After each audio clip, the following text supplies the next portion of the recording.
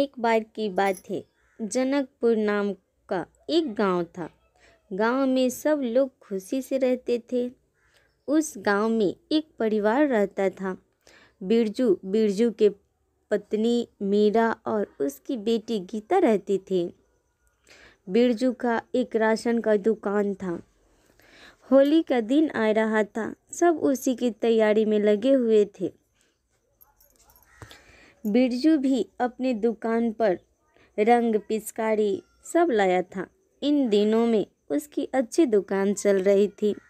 बिरजू को एक दिन सामान बेचते बेचते रात के 12 बज गए। बिरजू बोला, आज तो बच्चे बहुत नाराज होंगे। आज तो ज़्यादा रात हो गई। कोई बात नहीं, बच्चों के लिए रंग और गुलाल ले लेता हूँ। बिरजू का घर दूर था। वहाँ रास्ते में जा रहा था। रास्ते में एक जंगल था। उस जंगल में एक पेड़ पर एक चुड़ैल बैठी थी। चुड़ैल जब बिरजू के हाथ में गुलाल देखी, चुड़ैल बहुत खुश हुई। उसने अपने जादू से सब गुलाल निकाल लेती है और अपने मुंह पर लगा लेती है। बिरजू घर पहुंचता है तो चुड़ैल भी उसके पीछे पीछे आ जाती है। बिरजू जब रंग और गुलाल निकालता है तो उसमें कुछ नहीं था। फिर वह सोचता है रास्ते में गिर गई होगी। चुड़ैल जब घर में घुसी तो उसने रसोई में देखा कि बहुत सारी मिठाई रखी हुई है। चुड़ैल सारी मिठाई खा जाती है। जब सुबह मीरा रसोई में जाती है तो वहाँ कोई मिठाई नहीं था। मीरा बहुत हैरान हुई।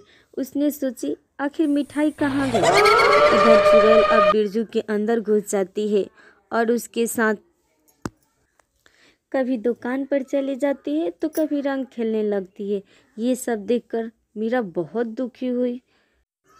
मीरा सोचने लगी, आखिर बिरजू ये सब क्यों कर रहे हैं। उसने बिरजू को दुकान पर चले जाने के बाद तब मीरा ने एक बाबा को घर में बुलाया लाई। तांत्रिक बाबा को देखते ही चुड़ैल बहुत परेशान हो गई। बाबा ने पूछा, क्या चाहती हो तुम। तो चुड़ैल ने बताई कि मैं होली खेलना चाहती हूँ।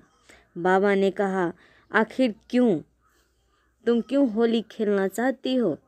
चुड़ैल ने बोला, मैं पहले गरीब थी और मेरे पास रंग खेलने के लिए कुछ नहीं था और खाने के लिए भी कुछ नहीं था, इसीलिए मेरी मौत हो गई, इसलिए मैं होली खेलना चाहती हूँ।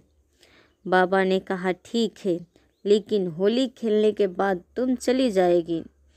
चुड़ैल बड़ी खुश हुई। मीरा चुड़ैल की बात मान लेती है और सुबह होते ही सब मिलकर होली खेलते हैं। चुड़ैल की वे पहली होली थी। वह बहुत खुश हुई। उसके बाद चुड़ैल वहाँ से चली जाती है और सब खुशी खुशी रहने लगते हैं।